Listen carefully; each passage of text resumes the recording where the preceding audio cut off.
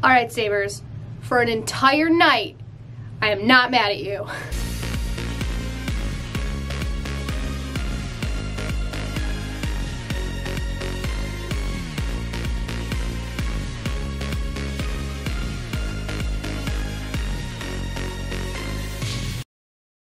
Hey everyone, my name is Melody and thank you for clicking on this video. So tonight the Buffalo Sabres took on the New Jersey Devils, ended up winning 4-1. And I swear to God, if they played like that every night, you would never hear Sabres fans complaining. So I didn't actually film my reaction to this game, and usually, you know, when I do these kind of videos, I film my reaction so you can see what I looked like while watching the games. But I didn't tonight, and I haven't for the past couple games. Honestly, because lately the Sabres games have become completely unwatchable, honestly. Like, I really just want to put out, like, decent content, but I don't know how exciting it is for viewers to watch me essentially watch the hockey version of grass growing, you know what I mean? And the Sabres just recently went on a string of just, like, boring, lifeless, heartless, passionless hockey, and it barely was even worth watching. There was a game, I forget which game it was one of the Islanders games, where I just didn't even watch the third period. Like, I was like, well, I'm not going to miss anything. They're not going to score. And they didn't. That was the game they got shut out by the Islanders. And it just seemed like, you know, bad things kept piling on and piling on. You know, we just lost Jake McCabe for the entire season. He's out 6 to 8 months. His knee got messed up in the last Devils game. Rasmus Ristolainen's going to be out for who knows how long. He's having some serious complications with COVID, which, you know, I had people in my comment section in that video where I was ranting about the way the NHL handled the Sabres and the Devils with the COVID situation. And people were telling me, oh, they're all professional athletes, they're going to be fine, they're all healthy, it's not going to affect them. And so now you have Rasmus Ristolainen who has COVID, and he says, you know, his heart feels like it's like cracking when he walks. Like, oh, okay. God. As if the team wasn't playing bad enough. Rasmus Ristolainen and Jake McCabe were basically our top pair this season. They were playing really, really well. Risto was probably having one of his best seasons, McCabe too. So to basically see them go out, it's like, you gotta be kidding me with this. On top of that, you know, our rookie Will Borgen, who is kind of supposed to come in and maybe fill that gap, out. So it's like, how much more of this can we take, right? And this game was very interesting to me. We had just lost last night to the New York Islanders on a really, really, really, like, kind of heart-wrenching kind of loss. We played well. For some reason, we just couldn't hold on in the third period, and the Islanders ended up beating us in regulation, which hurt in a season like this. So I was very interested to see how they came out tonight, but I thought what was most interesting about this game and the last game is Jeff Skinner. Jeff Skinner, their $9 million man, tonight was the second night in a row he was a healthy scratch. I mean, I feel like there's a lot to digest in that one, so I think I'll save that for a little bit later, but I just wanted to talk about at least about the game tonight. So the first period I thought they came out a little slow, but as the second half of the first period went on, they definitely picked it up. You know, I really liked what I saw from that Hall, Stahl, and Cousins line. Like, the past few games they've been, I think, are easily our best line. Jacob Bryson, in his first NHL game, because we had to call him up because all our defensemen are, you know, falling out of the lineup. Jacob Bryson looked pretty strong to start. Great skater. He's not very big, but great skater, and he looked confident. He came down along the side and had a wide open shot, and he hit the post, and I was like, oh, okay. Because doesn't it seem like that's all we've been doing this season? Like, that's all we've been, like, if you go back and watch some of my reaction videos, how many times do I yell, oh my God, off the post, right? Like, so Bryson hits the post, and it just seems like the Sabres will never score again, especially not at 5-on-5. So the first period ends, they go into the second period, no score. So the second period, they definitely kind of picked up the intensity. The Sabres end up drawing a penalty, and, of course, on that power play, they hit 2 posts, right?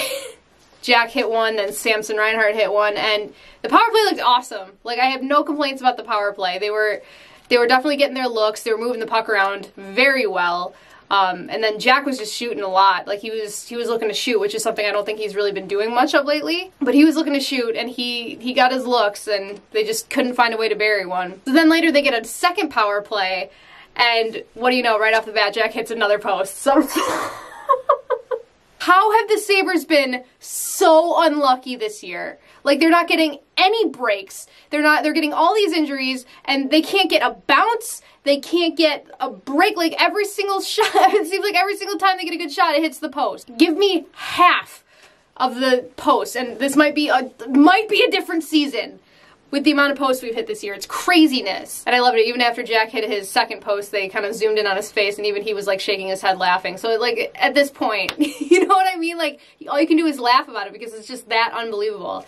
I would love to look up like how many posts we've hit this year because I'm sure it's just this insane amount compared to how many goals we've scored. But finally, as the second power play ended, we were able to bury one. Victor Olofsson scored to make it 1-0 because sometimes it just seems like that's the only way we can score is Victor Olofsson on the power play. And it was a beautiful play. Sam Reinhart had the puck kind of below the goal line. He just threw it out down the middle to Rasmus Dahlin, who was right there waiting for it. Dahlin quickly fed it to Olofsson on his side, and Olofsson just lasered it in. And it would have seemed like absolute robbery if we would not have scored on the power play. Like, that was definitely the best I've seen our power play. And I gotta say, something I've been really happy about, especially tonight, but over the past few nights, is that Rasmus Dahlin finally looks like he's starting to get his mojo back a little bit. Like, he's getting that swagger back. Like, he was definitely awesome on the power play, which is where we need him to be awesome. You know, he was doing a great job quarterbacking the power play, and you need that. You need Rasmus Dahlin to really kind of step up because I gotta tell you, to start the season, he looked like scary. Like, it looked like he was really badly regressing, so to see him kind of get his step back and get his confidence back is really nice. And, you know, you saw him jump up in the play way more and, you know, try a few dangles here and there, which is nice to see. So it's nice to get that back. You know, I hope he can continue to progress throughout the rest of the season, but this is definitely a good start. This is a good sign for me, at least. But yeah, it was nice for Olofsson to get that goal, especially with Jack shooting so much and Jack hitting post. I think it made the Devils really have to concentrate on trying to get in Jack's lane, which just completely opened things up for Olofsson. I was screaming at the TV. I was like, Olofsson's gonna be open if Jack's gonna be shooting this much. Get it to Olofsson! And so finally they did. And so the Sabres took the 1-0 lead. And overall, the thing that made me the most happy was just like, they were hustling. And that is literally all we ask for. I know we're not the most talented team. We never really have been in a very long time. But all we ask for is hustle. All we want. And tonight the Sabres definitely showed that, which is great coming off a back-to-back playing the night before. And something I got to comment on, too, Jack Eichel, I mean, from the first and second period, it was night and day. I think with him getting that kind of action on the power play, finally being able to move the puck around, get some nice looks, get some good shots, even though they were hitting the post, and he could have easily had a couple. To me, it looked like he kind of started to get that confidence back too, and maybe that's just the whole problem. Maybe the Sabres are just, like Ralph Kruger said, he thought that they were fragile mentally, so maybe it's just a confidence thing, and so if tonight could possibly be a way for them to get that back, that would be huge, you know? But Jack definitely, you know, after those power plays, he started to look like he was moving a little bit better, and he was kind of seeing the ice a little bit better. So, you know, he definitely has been having some issues. He has been slumping for the past little while, so hopefully, you know, results like this can kind of move him forward a little bit. I'm hoping, anyway, because, I mean, if Jack's not playing, well, who is, right? So, yeah, the Sabres take a 1-0 lead into the third period. Still another period without a 5-on-5 goal, and it's, you know, frustrating. But again, they played well, they hustled, they battled. Some in the hockey world like to say they had a lot of compete, right? So on to the third period, obviously the Devils were going to have to press being down by 1 in the third period. But the Sabres really, they did a great job of containing that, I thought. And, you know, as much as the Devils were coming at them, they were giving it right back. And, you know, the Devils really couldn't get anything going. So then not too long into the third period, the Sabres finally get a 5-on-5 goal. Jack and Sam were coming in, kind of on a little 2-on-2. Sam Reinhart ended up throwing it to the net, and Rasmus Asplund, of all people, comes in, crashing the net, kind of tips it in from midair. And the controversy, right? Like, everyone was so mad before the game that Rasmus Asplund was in the game instead of Jeff Skinner, and, you know, that would end up being the game-winning goal. It was beauty, though. Like, I really liked the way Asplund played, I thought.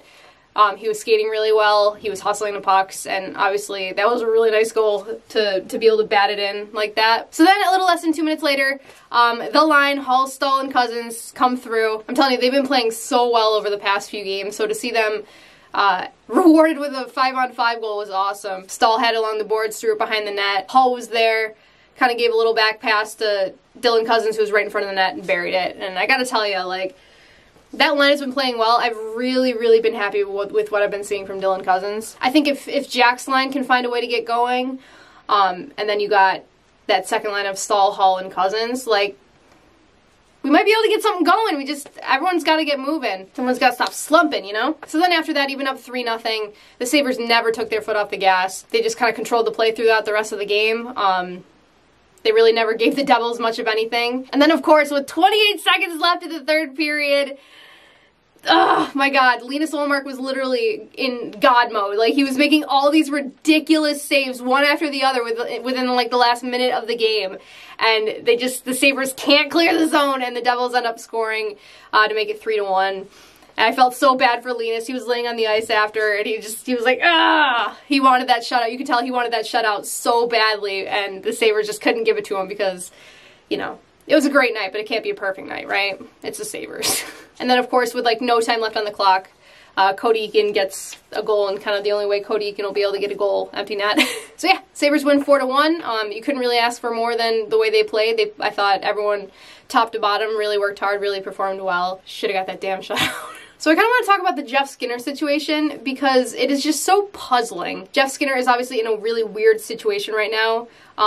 His first year with the Sabres under Phil Housley, he was playing on the top line with Jack Eichel and Sam Reinhart, and he obviously, you know, scored 40 goals, got his big 8-year, $9 million a year contract, and has not been the same player since. Obviously, we all know the story. But, you know, since last year, since Kruger came in, I don't get what his problem with Jeff Skinner is. He took Jeff Skinner off the top line, off that line with Eichel, and instead put Olofsson on that top line. And hasn't really put Jeff Skinner with anyone kind of anywhere near Jack's caliber. Now, obviously, we don't really have anyone with Jack's caliber. But, I mean, last year he was playing with, like, Vladimir Sobotka and, like, Marcus Johansson. And, you know, this year he's on the fourth line. Like, he's playing fourth line minutes? What?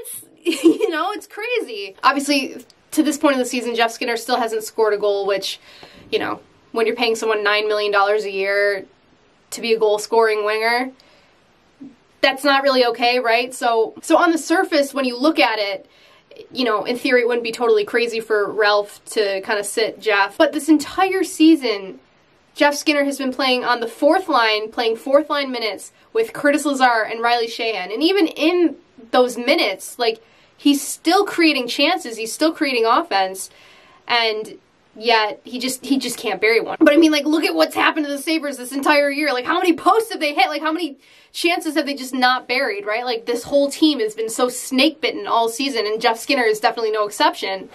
So the fact that Ralph Kruger was kind of talking about the need to score at 5-on-5, and then, you know, he benches Jeff Skinner, who, yeah, he hasn't scored a goal yet, but the statistics show that he's, like, one of the better 5-on-5 scorers. And, you know, I've said this, I'm not super big on analytics. I'm kind of right in the middle when it comes to analytics on how I feel about him. But, I mean, it's not like his numbers are far off from where they normally are. It's just the puck's not going in. And that's the frustrating part. And the crazy thing about this whole situation is that, like, you know, yeah, when he was playing with Jack Eichel, he scored 40 goals. And so Ralph Kruger took Skinner off that line, who statistically is pretty decent at 5-on-5, and put Victor Olofsson on Jack's line, who statistically not very good at 5-on-5. Like, all his goals, all his production comes on the power play, right? He's basically a power play specialist. So it's confusing that you say that you want to improve your 5-on-5 play, but you're putting Jeff Skinner in a position to fail. To me, it doesn't make sense. And scratching Jeff Skinner, again, for the second night in a row, especially when you have an injury, and that's why Rasmus Asplund came in, it just doesn't make sense. You know, you were coming off a back-to-back, you were coming off of a loss.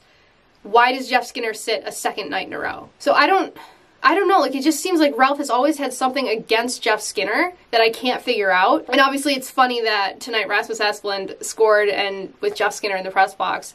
But I don't know, I just think, I don't know what you can expect for, like, obviously you want him to score, you want him at $9 million, you want him to be able to score without help, right? Like, you don't want him to need Jack Eichel in order to score goals.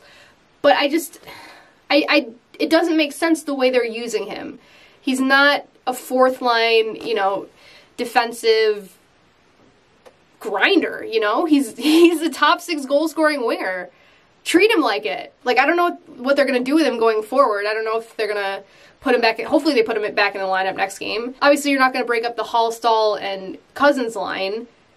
So, why not put him with Jack? I don't understand that. It's not like Jack's scoring 5-on-5. Like, that line just worked. It worked so well. Jack and Jeff Skinner worked so well just 2 years ago. Why not try it again, you know? This whole situation is just very confusing, and I'd love to hear what you guys think about it in the comments. But I'm glad they got the win. I mean, that's all I can really say. I'm glad Linus Ullmark looks like he's kind of getting back into his form. I'm glad, you know, Dahlin's looking better. Hopefully they can kind of get that confidence back and be able to play like this tonight consistently throughout the remainder of the season. But I don't know, this whole Skinner thing is just really confusing and worth monitoring, I guess, as, you know, the next couple days go on. But anyway, Sabres get the win, and I guess if they're getting wins, you can't really complain, right? So, like I said, though, let me know what you think, what you think the Sabres should do about Skinner, or, you know, if he deserves the benching, if you think he doesn't deserve the benching. I'd love to hear from you. Let me know. And as always, make sure to hit that thumbs up button and subscribe to the channel if you haven't already. I will see you soon. Go Bills. Go Sabres. Bye, guys.